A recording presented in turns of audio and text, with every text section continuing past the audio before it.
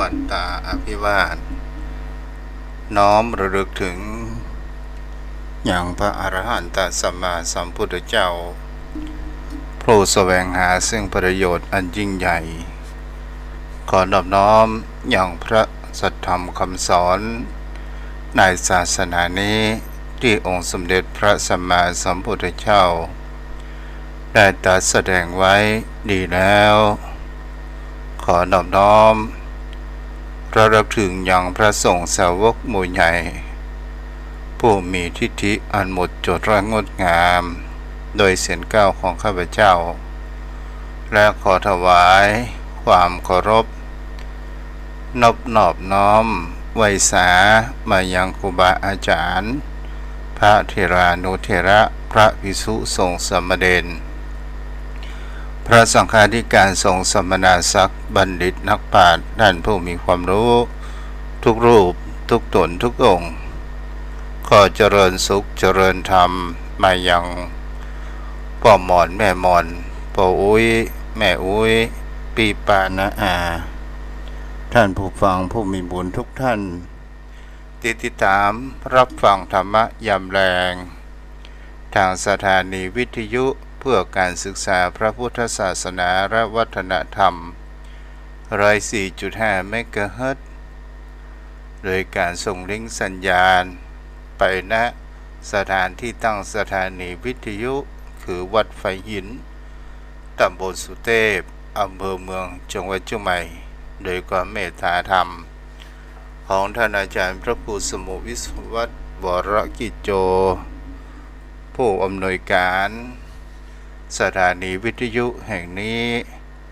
ผู้มีความมุ่งมั่นในการเผยแผ่ธรรมโดยการนิมนต์พระสงฆ์องค์เจ้าแต่ละวัดแต่ละวาในตอนช่วงแมลงของวันพฤหัสวันศุกร์กะตนตัวมาอยู่กับตนตัวอัตมภาพพระครูไพศาลสุตกรเจ้าอาวาสวัดทุ่งพระเกศตำบลหนองหานอำเภอสันทรายจังหวัดเชียงใหม่ออกในนามคณะสงฆ์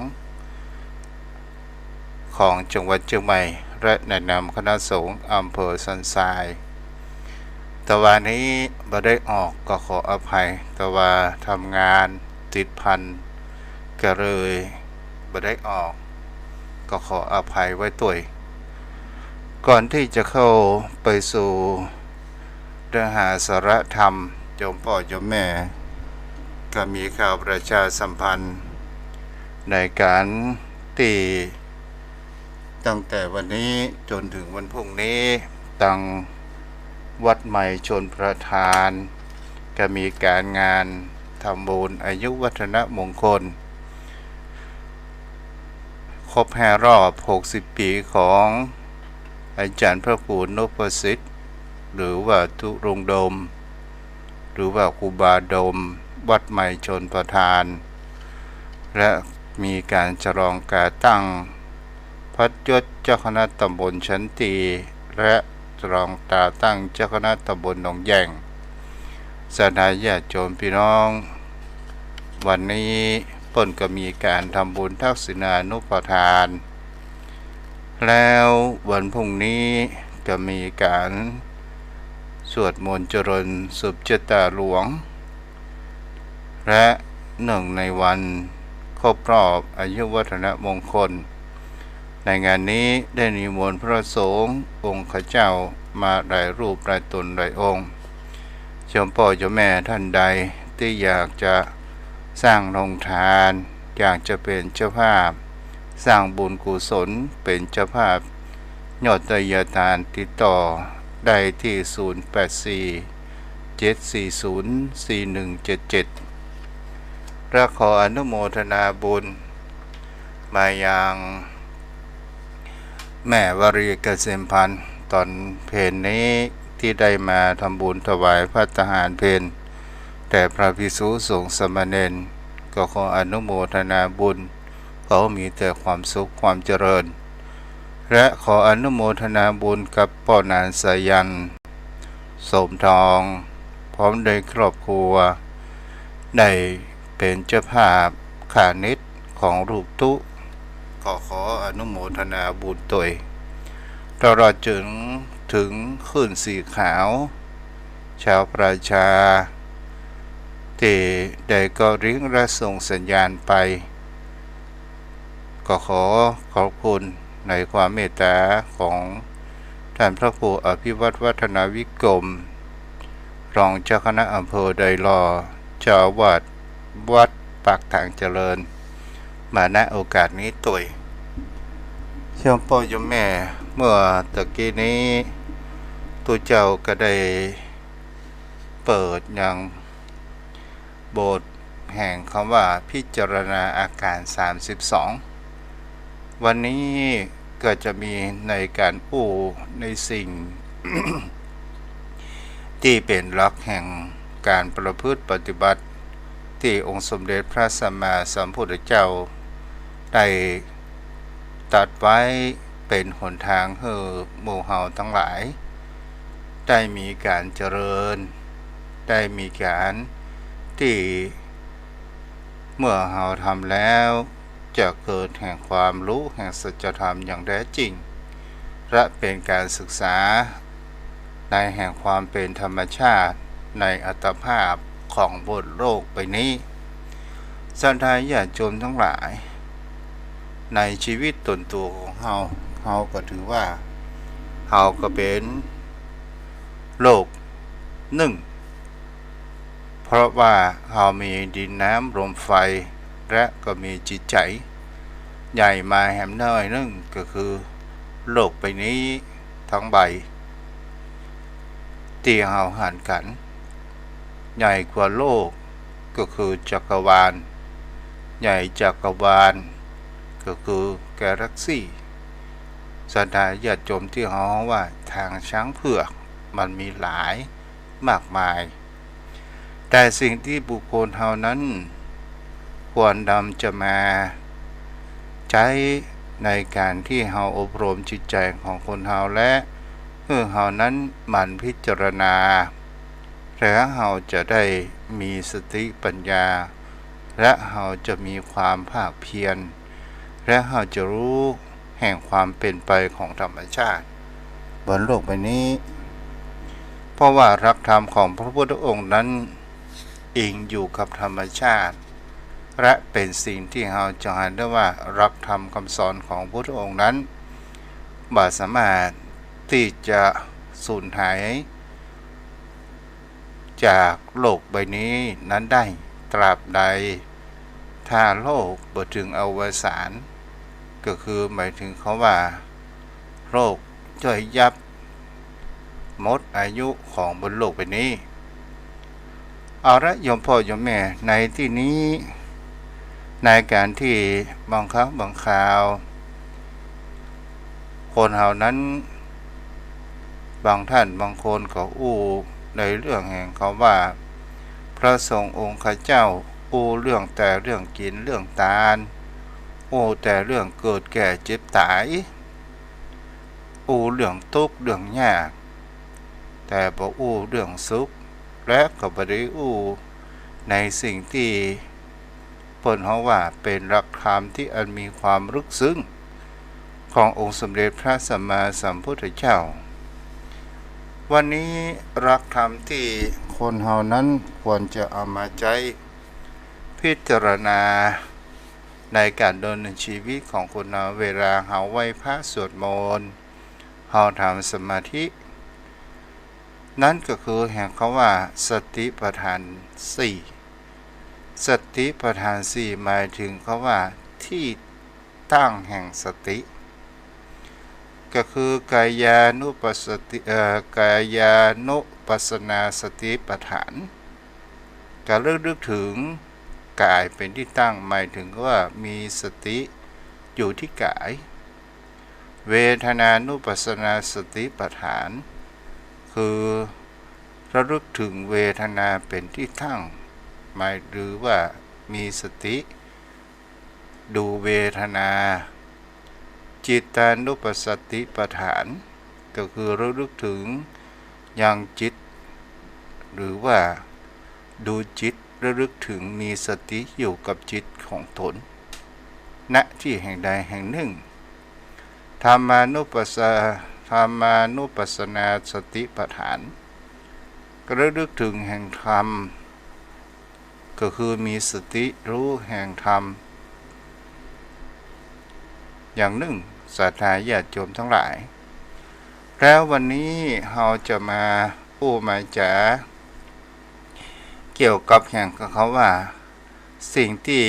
เป็นกายานุปัสสนาจะอู้มาในข้อเดียวก่อน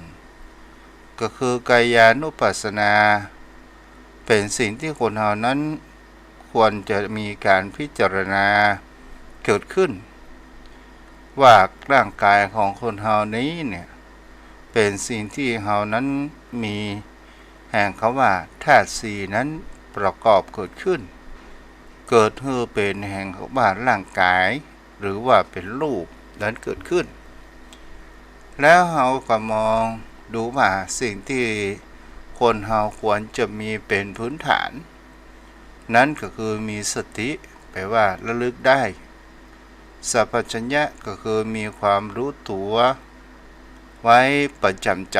ของคนเราเมื่อคนเรามีสติที่แร่นติดต่อกันเป็นอารมณ์มีรูปกายเป็นต้นแล้วพอเข้ามาสู่ในภายในหรือใจของตนตัวของเราอาตาปี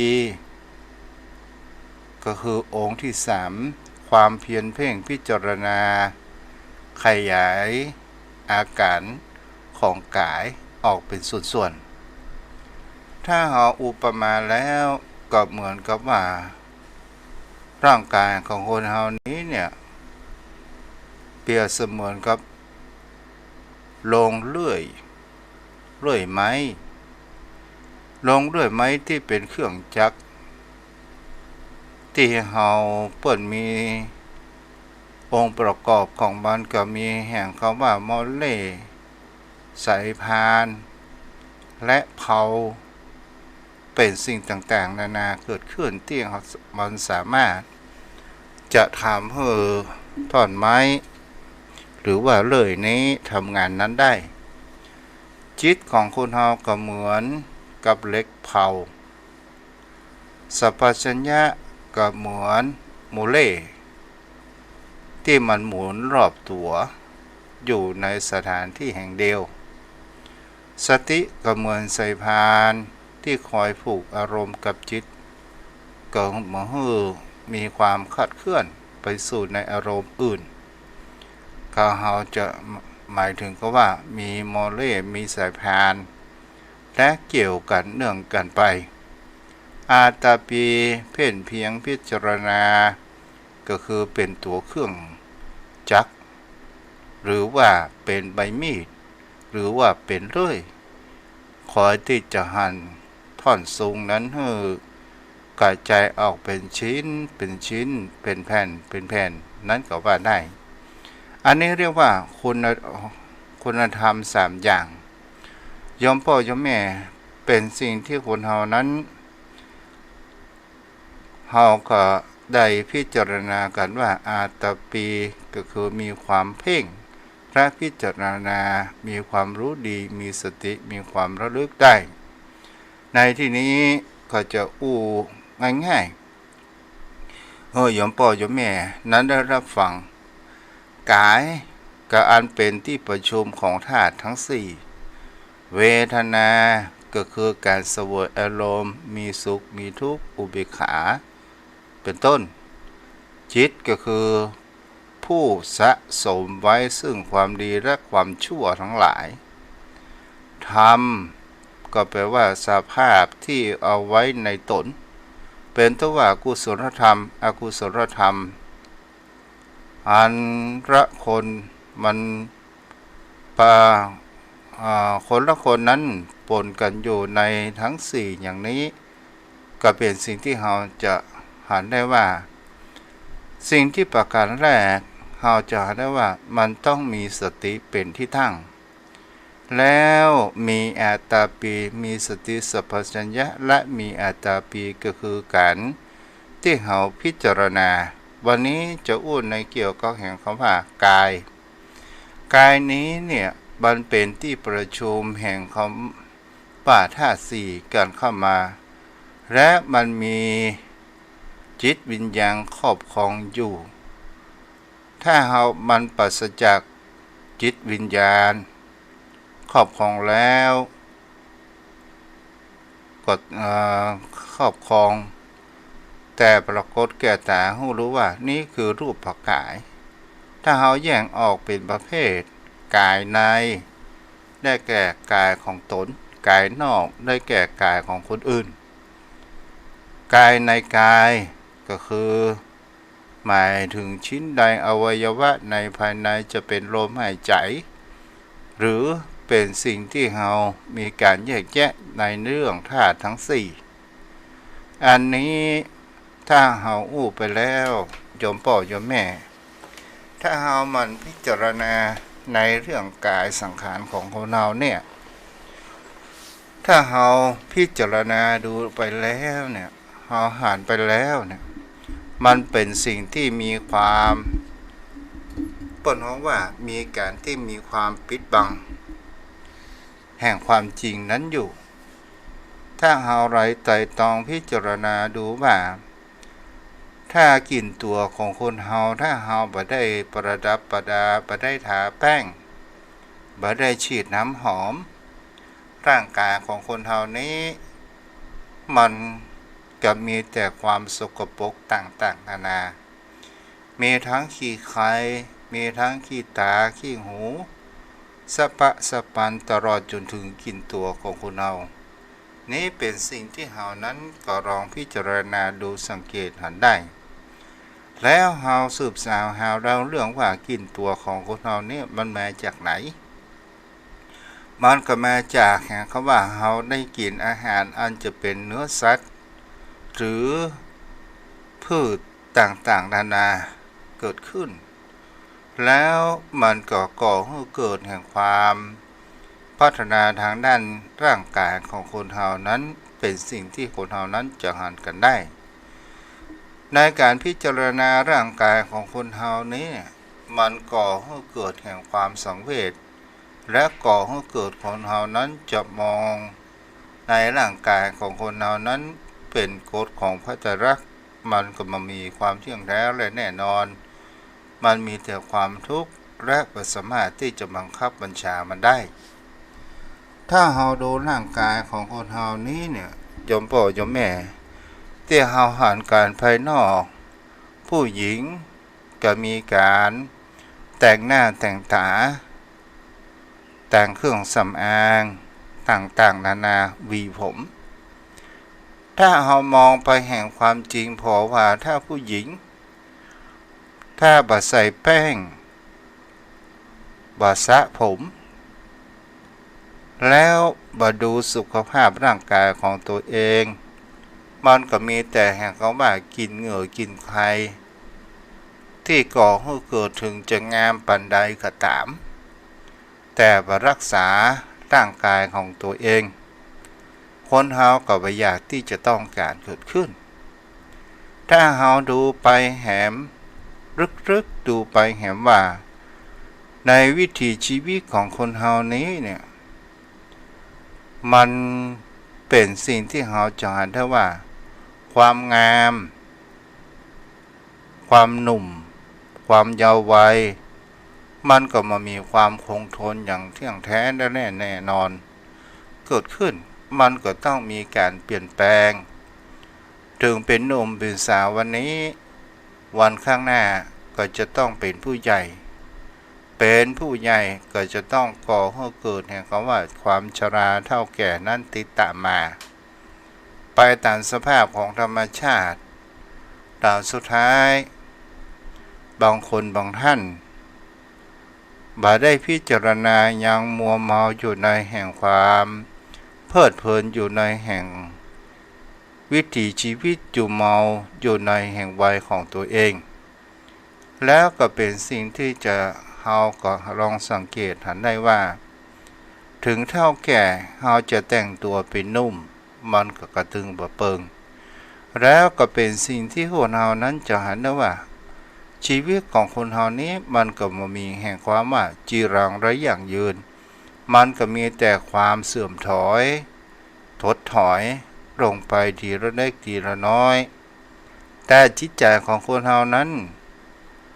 เฮาบ่ได้คัดสิชวีวันเหมือนกับร่างกายมันมักหมมมันก็ก่อให้เกิดแห่งความมักหมมไปด้วยแห่งคำว่ากิเลสและตัณหาร่างกายภายนอกของคนเฮานั้นถ้าเฮาบ่คัดสีชวีวันมันก็มีความมักหมมไปด้วยเหงื่อใครและกลิ่นเนื้อกลิ่นตัวจะเป็นกลิ่นขี้แห้อะไรอย่างก็ตามอันนี้ล่ะโยมพ่อโยมแม่ถ้าเฮามองลึกซึ้งอยู่ลงไปถ้าเฮามองดูแห่งคำว่าสิ่งที่คนเฮานั้นจะเอามาใช้ในการทำสมาธินั่นก็คือหมายถึงสิ่งที่ว่ากายในกายก็หมายถึงดูในแห่งลมหายใจของคนเฮาเมื่อลมหายใจของคนเฮาโดยการที่เฮามีสติสัพพัญชญะเฮาเอาไปจดจ่อณที่ใดที่หนึ่งจะเป็นปลายจมูกหรือหน้าท้องก็เป็นสิ่งที่คนเฮานั้นจะเห็นได้ว่าเมื่อเฮาทำแล้วมันจะก่อให้เกิดแห่งความสงบแห่งจิตใจและเป็นสิ่งที่เฮาจะหันแห่งสัจธรรมแห่งความจริงแห่งความเปลี่ยนไปในเรื่องอารมณ์ต่างๆนานาเกิดขึ้นอารมณ์เฮาก็ดูไปแล้วมันก็เป็นสิ่งที่เป็นธรรมชาติอารมณ์เกิดมาจากภาษาก็คือรูปกระทบตาถ้ารูปกระทบตาไปแล้วเนี่ยเป็นสิ่งที่เราจะเห็นได้ว่าอารมณ์แท้ที่จริงมันมีความเป็นกลาง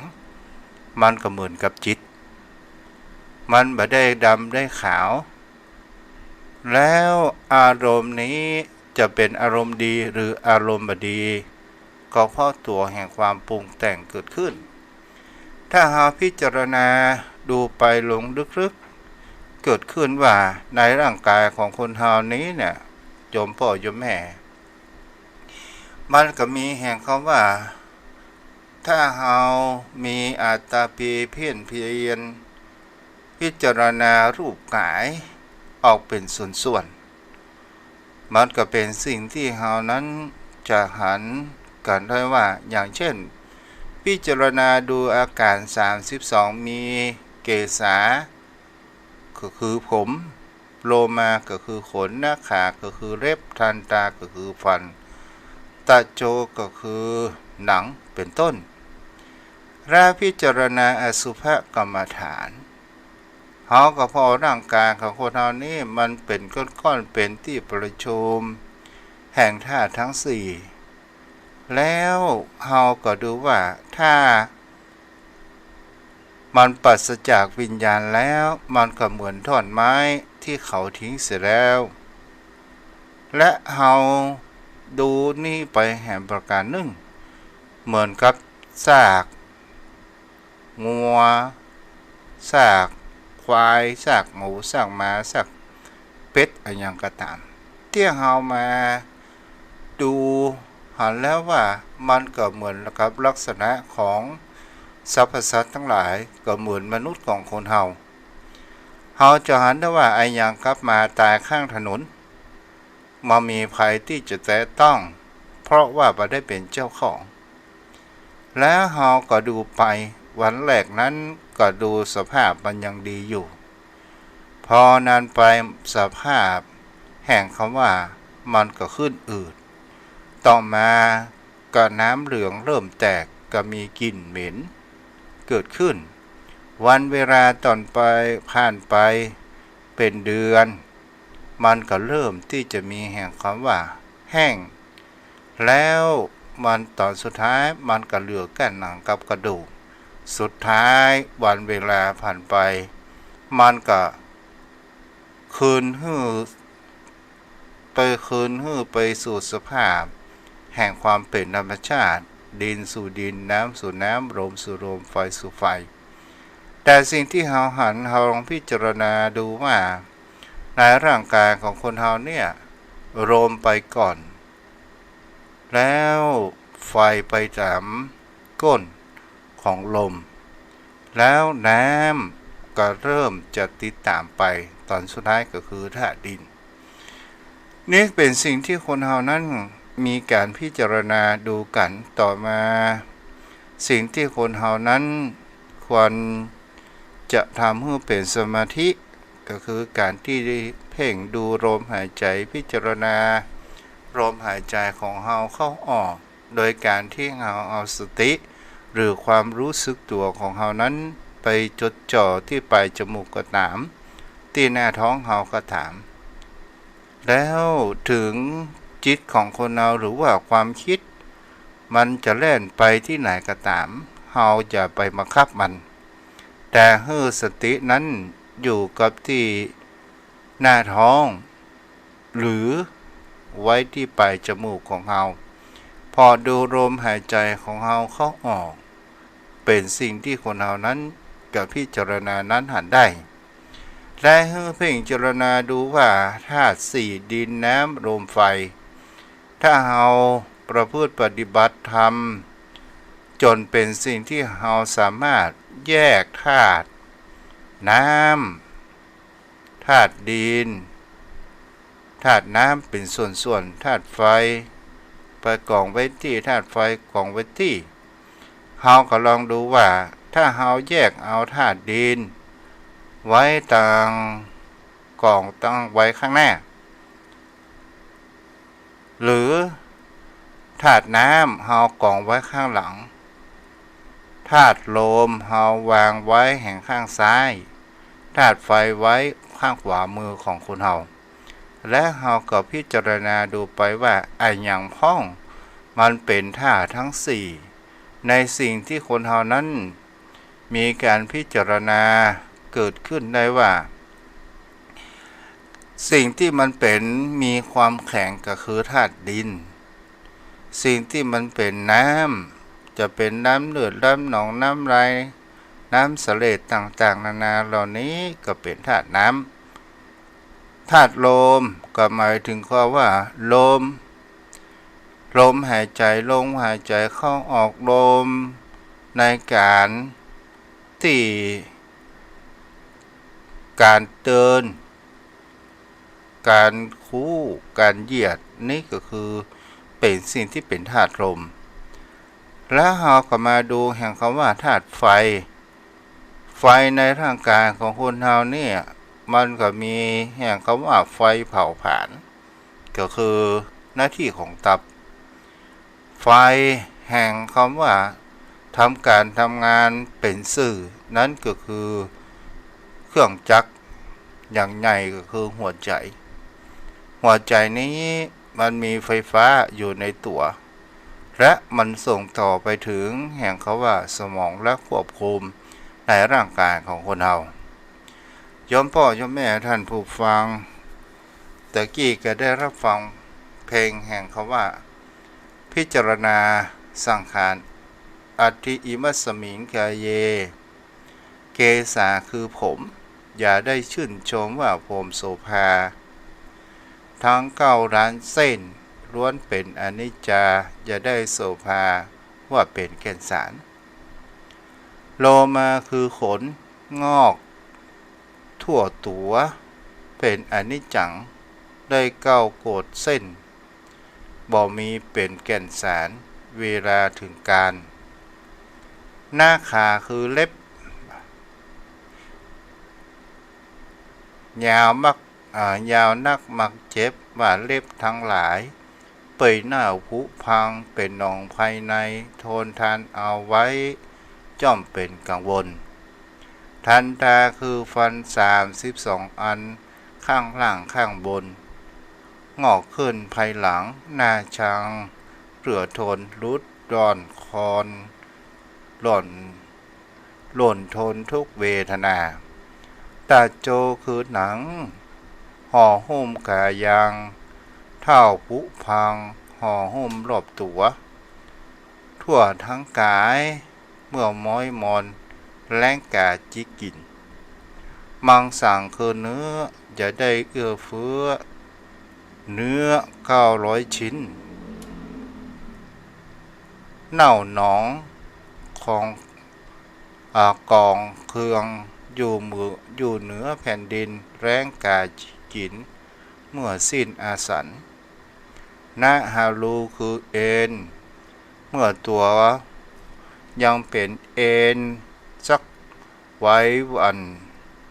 เอ็นใหญ่900เอ็นน้อย9,000ร้อยรัดตึงกันผูกกันกายาผูกพันกายาอัฐิคือกระดูกนั้นพันผูกกระดูกนา300 ต้นล้วนเป็นอนิจจาอย่าได้โสภาว่าเป็นแก่นสารอาทิอิมิชังก็คือเยื่อในกระดูกนั้นยัง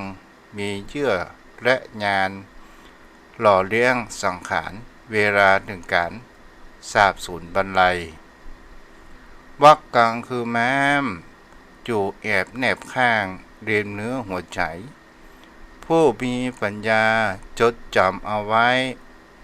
เร่งคิดให้ได้เพราะเป็นอนิจจังหาดยังคือหัวใจพระท่านไขขานว่าใจนาใจคืงใจโกรธใจโทษโทสาใจมารเกี้ยวกล้าฆ่าสัตว์ทั้งหลายใจมักส่อเสียดใจดวงใจล่อ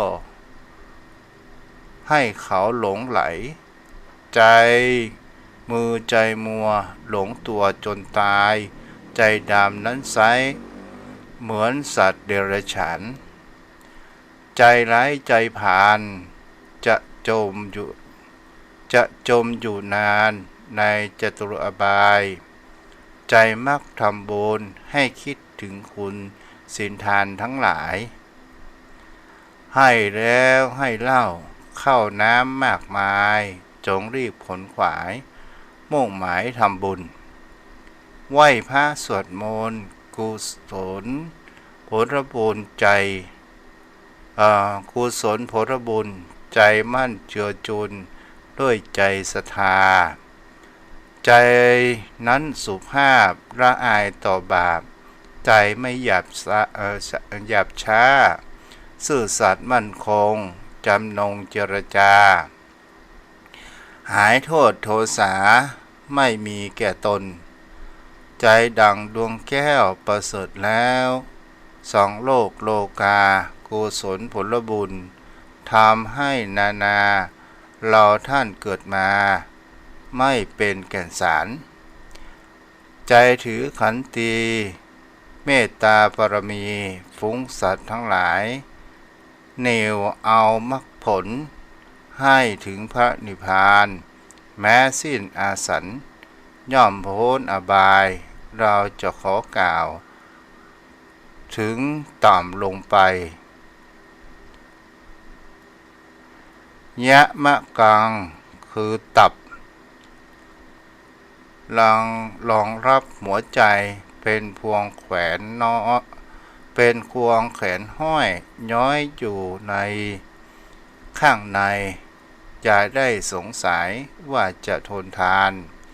กิโรมะกังคือพังผืดหุ้มเนื้อเป็นพืชมองดูแล้วน่าขันปิมหากางคือตายมีอยู่ข้างในร่างกายของตนกว่าภาษาคือปอดคิดดูให้ตลอดมันไม่เป็นผลล้วนเป็นเครื่องเน่าเปล่าในตัวตนมันไม่เป็นผลหรือล้นเดือดร้อนโสมมอัดตังคือไส้ใหญ่ดูดดังถุงไซคดไว้ในกลม32 โคตรดูดดังหอยขมอย่าได้นิยมเครื่องเน่าภายในอันนะคุณังคือไส้น้อยดูดดังสายสร้อย100,000เข้าไว้เหมือนกลืนอาหารเปรี้ยวหวานเข้าไป อยู่ในลำไส้น่าเกลียดนักหนาอุทริยังคืออาหารใหม่กัดกินเข้าไปทุกสิ่งนานาอุตสาห์กล้ำกลืนแล้วลากออกมาเร่งคิดอนิจจาทั่วทั้งกายกาลีสังคืออาหารเก่าเครื่องศูนย์สิบมาเครื่องศูนย์สินเป่าเปื่อยเน่าหมองสีเป็นมูลคุณข้นทุกคนย่อมมีอยู่ในกาลีเครื่องเหม็นภายในปิดผัดตังคือดีเขียวค้ำดำมีโดดดั่งถ่านไฟขันสิ้นดับจากพัดพรากสูญไปเร่งคิดให้ได้ถึงพระอนิจจาเสมหังคือเสลดเครื่องหน้าสังเวชเสลดนานาใกล้ม้ยมรณากัดกุ้มหัวใจบุพโตคือหนองเน่าเปื่อยผุพองเป็นหนองภายในไม่ถึงครึ่งวันสาบสนบรรลัยเร่งคิดให้ได้ถึงหลักอนิจจาโลหิกังคือเลือดไหลมาไม่เหือดเลือดทั้งหลาย20 ทนานสาบสั้นกายาพระท่านพรณนาว่าเลือดในตนเสโทคือเหงื่อไหลสาบไหลมาสาบเนื้อทั่วทุกเส้นขนไหลมาเมื่อร้อยบ่ห่อนทานทนหลบหลีกบ่พ้นทั่วทั้งกายทั่วทั้งชายหญิงเมโทคือมันข้นแล่นอยู่ในตนแห่งคนทั้งหลายอา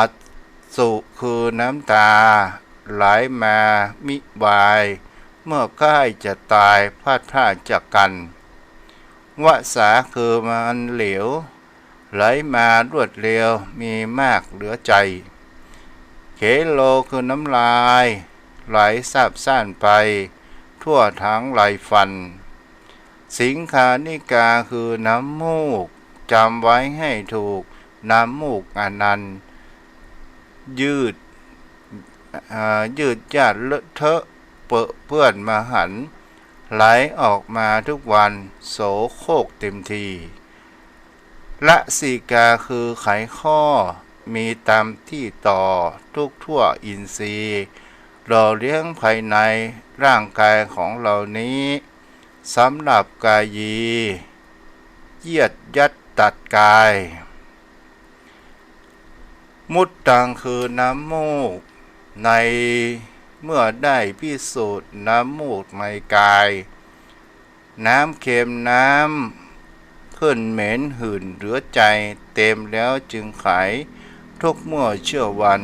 มัตตะเกคือหูสิ่งไม่ได้ดูเหมือนหมูกระทะเหมือนหูกระทะ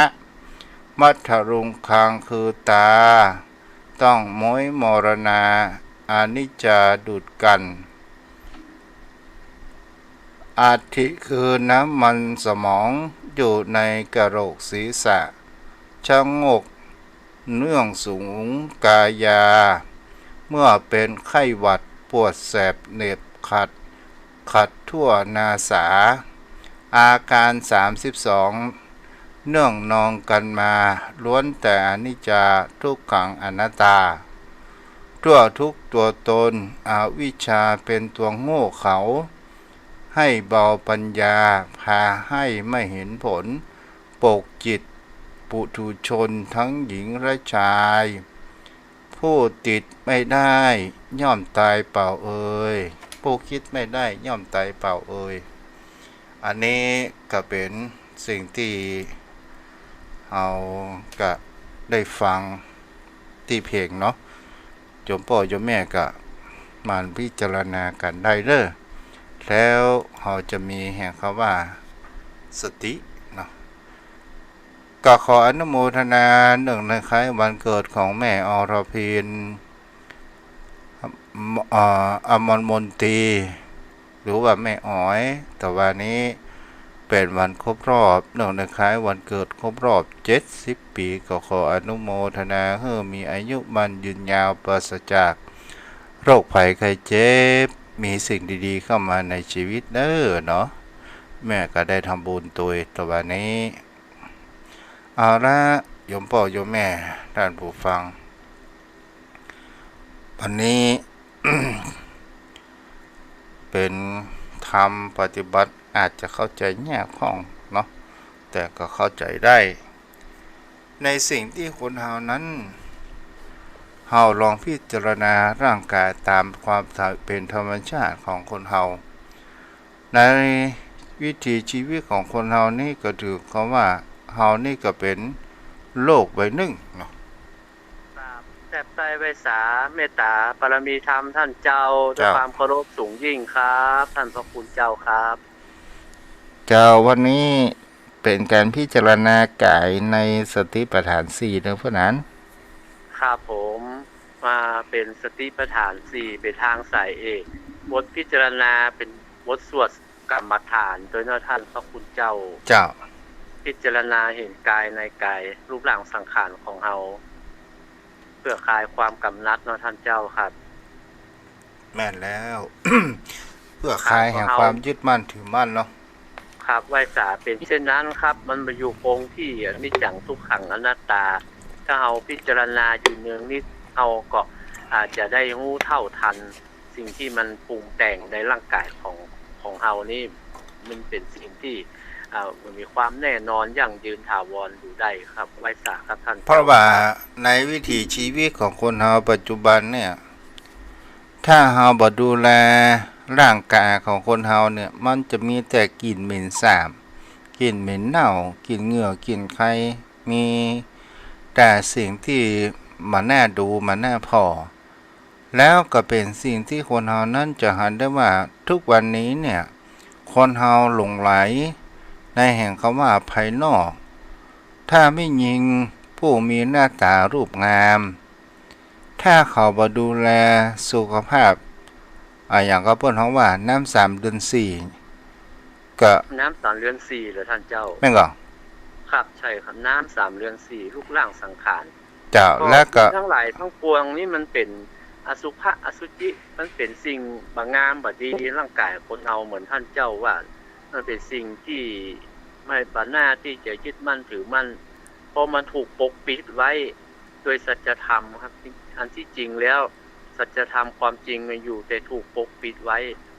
ด้วยสิ่งของภายนอกมันก็เหมือนอวิชชาปกปิดแห่งความจริงไว้จ้ะครับสิ่งที่ปกปิดแห่งอริยสัจ4เนาะมันไปปกปิดไว้ทำเมื่อเฮามาหันสัจธรรมท่านพระพุทธเจ้าและเฮาก็ตกอยู่ใต้อำนาจของกิเลสตัณหาครอบงำร่างกายสังขารของคนเฮานี่มันเป็นสิ่งที่เสื่อมอยู่ตลอดเวลาท่านพระพุทธเจ้ามันทุกวันทุกเวลามันเสื่อมไปทุกอย่างมันบ่คงที่บ่คงทนไปด้วยกันโมนะครับรูปร่างสังขารท่านพระพุทธเจ้าด้วยความเคารพยิ่งครับมันแบบเป็นสิ่งที่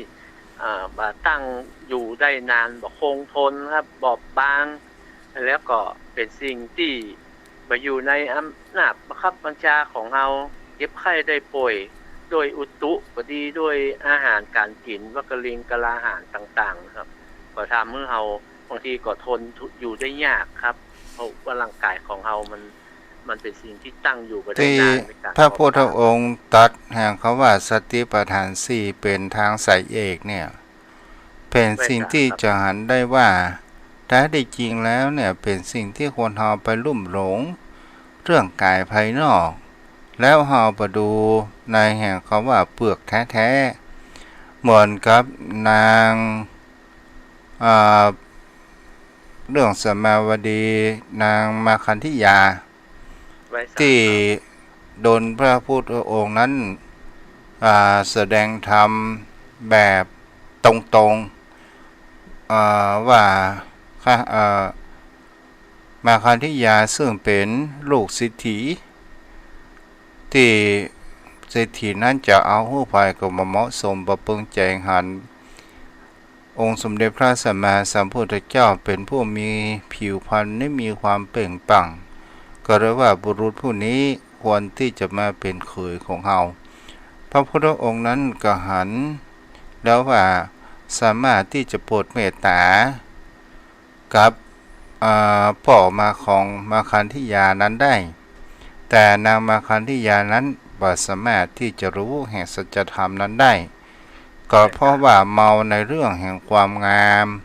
ของตัวเองพระองค์ก็หันได้ว่าเมื่อเศรษฐีจะให้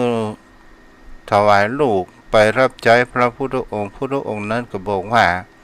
นางลูกของพญามารธิดาของพญามารงามกว่านี้เฮายังบ่แตะต้องเพราะว่าในเนื้อตัวเต็มไปด้วยคูดหมายถึงว่าเต็มไปด้วยอุจจาระเนาะแล้วนางมาคันธิยานั้นบ่สามารถที่จะมองหันแห่งธรรมนั้นได้เลยหลงในแห่งความงามของตัวเองเลยก็มีความหม่นหมางในตัวของพระองค์เมื่อไปเป็นพระชายาของพระเจ้าปเสนาธิโกศลแล้วเจ้าปเสนาธิโกศลมีมเหสีก็คือนางสมาวดีหากนางสมาวดีเป็นผู้เลื่อมใสในแห่งองค์สมเด็จพระสัมมาสัมพุทธเจ้าไปฟังธรรมอยู่ตลอดและถวายอาหารการกินอย่างดีๆทั้งนั้นแล้วนางมาคันธิยาก็เลยเกิดว่านี่เขาเริ่มใส่ในตัวพระพุทธเจ้านิดก็คงจะเป็นศัตรูของเฮาอย่างนี้เป็นต้นเนาะไว้สาครับแต่ยกพ่อแม่ของนางมาคันธิยาได้บรรลุโสดาบันนะจ้ะได้บรรลุโสดาบันในหารธรรมอยู่ครับแต่ว่าด้วยสิ่งที่นางมาคันธิยาได้อาฆาตบาดหมางพุทธองค์ก็ทำให้นางต้องได้รับผลแห่งกรรมนั้นกผลแห่งกรรมนางสามาวดีก็ได้รับผลแห่งกรรมในชาติก่อนเหมือนกันเพราะว่านางสามาวดีในชาตินี้โดนถูกใส่ร้ายและโดนแห่งเขาว่ามาคันธิยาผู้รับใช้ทั้งหลายเผายังตำนักของนางสมาวดีตายตึงผู้รับใช้เผาห่อเผาเฮือนต่างๆนานาเกิดขึ้นพระเจ้าปเสนาธิโกศลก็ตกใจว่าใครเป็นผู้ฆ่าอย่างใดก็โดยที่ได้สร้างอุบายขึ้นมาว่าเฮาดีอกดีใจขนาดใครแม้ฆ่านางสมาวดีผู้ไปเริ่มใส่ในของพระโคตมะโอ้นางมาคันธิยานั้นก็ได้รับฟังแล้วพระบเสนาธิโกศลก็บอกว่าเฮาจะมีรางวัลให้โอ้นางมาคันธิยาก็ไปบอกตึงญาติพี่ญาติน้องมาที่ในวังแต่พระเจ้าปเสนาธิโกศลและนึกทหารนั้นขุดหลุมไปแล้วเอานางมาคันธิยากับข้าทาสบริวารต่างๆลงหลุมฝังทั้งเป็นเจ้าครับเรื่องมาเป็นประมาณนี้เจ้าครับแล้วใช้รถใบไถกวาดคือตายลงไปในหลุมมดครับเป็นกรรมที่ได้ทำไว้นะท่านพระคุณเจ้าครับแม่นอ่ะก็เลยได้รับผลของกรรมนั่นเอาละพ่อหนาเนาะครับขอกราบแทบใต้เวสาในเมตตาธรรมท่านเจ้าครับวันนี้ท่านเจ้าได้คือธรรมะทางสายเอกเพื่อจะมุ่งสู่พระนิพพานซึ่งเป็นทางเดียวที่มุ่งตรงเข้าสู่ความหลุดพ้นขอกราบแทบใต้เวสาในเมตตาธรรมท่านเจ้าด้วยความเคารพอย่างสูงยิ่งครับสัญญาติธรรมทุกท่านครับวันนี้เราได้อรรถะเนื้อหาสาระของพระธรรมที่ท่านพระคุณเจ้าได้อธิบายไว้ขอทุกท่านทุกคนผู้ที่มีใจใฝ่ฮักในธรรมใคร่ในธรรมได้เรียนได้รู้ไปด้วยกันก็ขอทุกท่านได้บรรลุถึงธรรมได้รู้ธรรมไปพร้อมๆกันครับขอบพระคุณครับสวัสดีครับอนุโมทนาบุญเด้อ เอาละใครจะโทรมาได้เนอะที่เบอร์โทร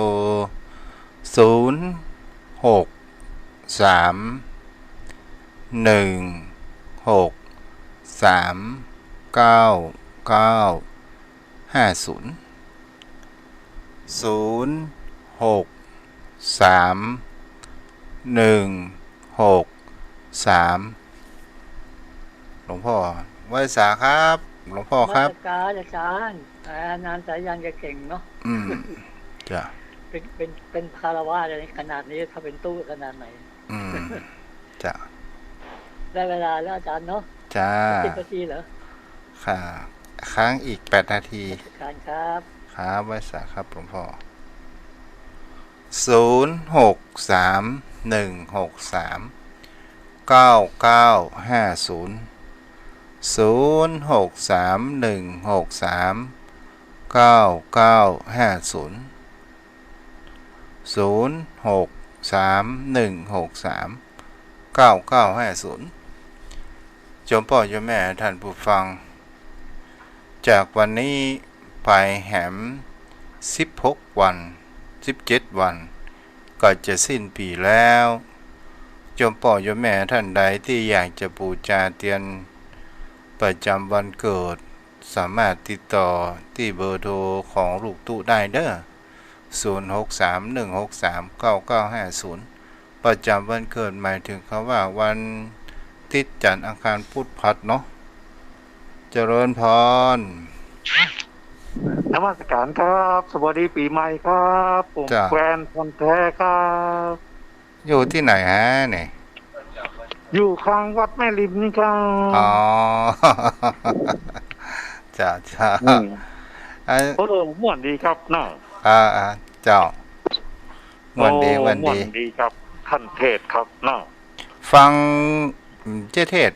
บรรยายว่าไรฟังตลอดครับเนาะจ้ามาได้โทรเตี้ยครับเนาะฟังกันเมินแล้วกันนี่ฟังเมินแล้วครับอ๋อจ้าสาธุอนุโมทนาเด้อชื่ออย่างฮะบอกเตี้ยก็ได้ครับเนาะปิดความรักกันนะครับจ้าเป็นยังจ้าม่วนดีครับจ้าบุญรักษาเด้อโทรมาเกิดใจนะครับเจ้าครับอ้าว0631639950ถ้าคนเฮาเจริญมรณานุสติมันก็ก่อให้เกิดแห่งการฝึกจิตใจของคนเฮานั้นบ่ให้เกิดแห่งความกลัวตายถ้าเฮาบ่ได้ฝึกบางคราวเหตุการณ์อะไรอย่างที่เฮาบ่คาดคิดมันเกิดขึ้นมันตื่นตระหนกแล้วก็ก่อให้เกิดแห่งเขาว่าโอ้กลัวตายแล้วเหมือนกับว่าอันนั้นก็บ่ได้อันนี้ก็บ่ได้ท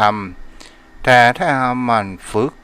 เหมือนกับเฮาฝึกที่เฮาจะไป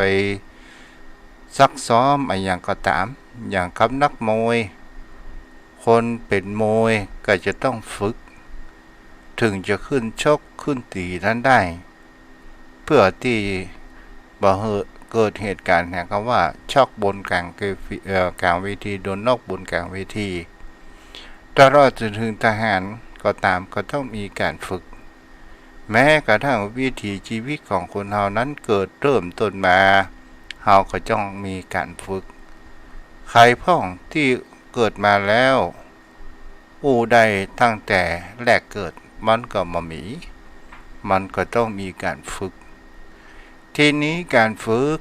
แห่งคำว่าเจริญมรณานุสติมันมีประโยชน์มันจะมีสติว่าเฮานั้นมีความตื่นตัวถ้าเฮาก็ว่าสักวันหนึ่งเฮาต้องตาย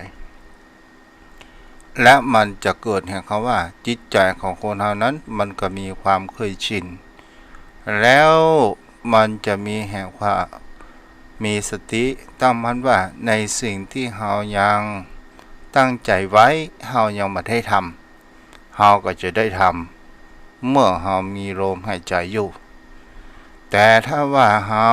เมาเพลิดเพลินปล่อยวันเวลาผ่านไปเช้ามืดบางวันก็มีสาระบางวันก็บ่มีสาระบางวันก็ได้ทำการทำงานบางวันก็ไม่ได้ทำการทำงานบางวันก็สนุกสนานเพลิดเพลินดีวิถีชีวิตผ่านไปมันถึงเวลาเช้าก็ตื่นนอนถึงเวลาค่ำก็เข้านอนถ้าเฮาทำอย่างนี้แล้วเกิดเหตุการณ์ว่าเพราะว่าวิถีชีวิตแห่งความเป็นธรรมชาติคนเฮาจะต้องเผชิญเจอ1ก็คือโรคภัยไข้เจ็บ2ความแก่ชราเป็นสิ่งที่คนเฮานั้นหลีกเลี่ยงบ่ได้และกับความตายซึ่งมันเป็นกฎของธรรมชาติตามที่คนเฮานั้นรู้อยู่แต่คนเฮานั้นถ้าเฮาบ่เฮ็ดกำไรในชีวิตของคนเฮาบ่เฮ็ดกำไรจิตใจของคนเฮาแล้วมันก็เหมือนเขาว่าเกิดมานี้เฮาขาดทุนขาดกำไรที่ได้อัตภาพแห่งความเป็นมนุษย์ของคนเฮาแม่นคนเฮานั้นมันเกิดมาแล้วมีการกระทำทั้งดีและบ่ดีมันก็มีปะปนกันเป็นเรื่องธรรมชาติถ้าคนเฮาจะดีไปเสียทุกเรื่องก็คงจะบ่มีคนเฮาจะเสียไปเสียทุกเรื่องมันก็บ่มีทางด้านที่ดีมันก็มีทางด้านที่บ่ดีมันก็มีแล้วเฮาจะใช้ประโยชน์ในสิ่งที่เฮามีนั้นอย่างไรต่างหากเล่าเพื่อที่เฮาจะได้เกิดมาอย่างมีคุณค่าถ้าเฮาอยากมีคุณค่าทางพระพุทธศาสนาเกิดมาเฮามีน้ำจิตน้ำใจเอื้อเฟื้อเผื่อแผ่ให้ทานให้กำลังอกกำลังใจนี้ก็เป็นทานแล้วให้ความสามัคคีกับคนในสังคมให้การเสียสละเวลาของประโยชน์ส่วนตนบำเพ็ญประโยชน์ส่วนแห่งสังคมคนอื่นแค่นี้ก็ถือว่าเฮาให้ทานการรักษาศีลก็คือเฮาบ่ได้ไปทำร้ายไผเฮาบ่ได้ไปเบียดเบียนไผนี่ก็คือการรักษาศีลสำรวมกายวาจาใจนั่นเองและภาวนาเนี่ยเป็นสิ่งที่ทางเดียวต้องอันที่เฮาจะอยู่กับจิตใจของคนเฮานั้นได้ว่าจิตใจของคนเฮานั้นบางครั้งบางคราวมันธงชาติและเพลงชาติไทยเป็นสัญ